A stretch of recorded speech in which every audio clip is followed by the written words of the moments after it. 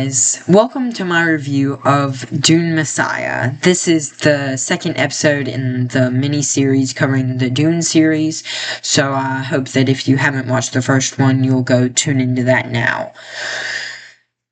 So, Dune Messiah, what did I think about it? Compared to Dune, it's a lot shorter, and it's a lot easier to get into. I'll give it that, 100%. You can definitely sit down and read this or listen to it, and you'll be able to get through it much easier than the original Dune.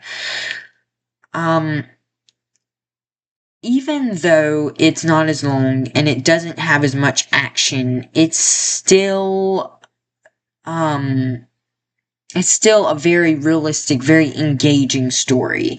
It follows Paul Muad'Dib as he has now ascended to the status of Pasha Emperor. He's been Emperor for a good few years, and it picks up with some very important people plotting against Paul.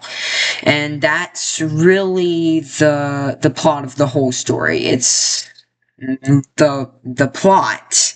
The plot of the story is the plot to control the Bene Gesserit, which are a clan of witch-like women that were introduced in the first book.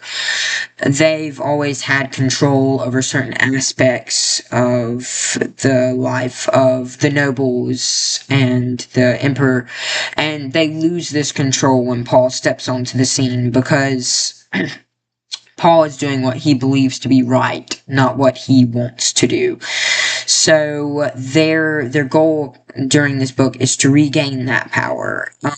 It grapples with some ideas relating to the natural instincts of humans, and how, as humans, we are made to overcome those instincts. We not only have the ability, but it should be one of our top priorities in life to be able to control our instincts. The book really delves into a lot of ideas relating to how power can affect you, what power gives you, and how you should use that power. It talks some about Paul's sister, Aaliyah, who was quite young at the end of the previous book, but grows up during this book, and it goes through some of her development as a character, especially going from a young age to an adolescent, a teenager. It follows the problems that she faces, and they're not your normal teenage problems.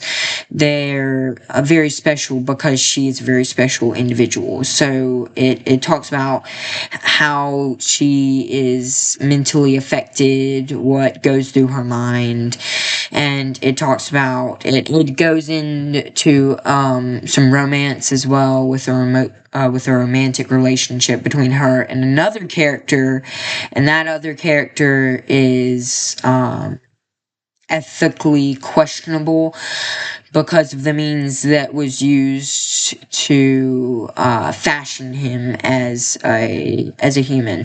So it's very interesting. It explores ethics, it explores romance, it explores power, and in the end, it really goes into how our choices can affect our situation, how our actions can affect what happens around us. So I found it to be, yes, a shorter book with less action, but still a really, really deep experience. An experience that is akin to the first book in more ways than one. So I'm definitely going to give this a 5 out of 5. I think that it's a dang near perfect sequel. It's very, very good. I highly recommend it. So let's put a bookmark in it for now, and thanks for watching.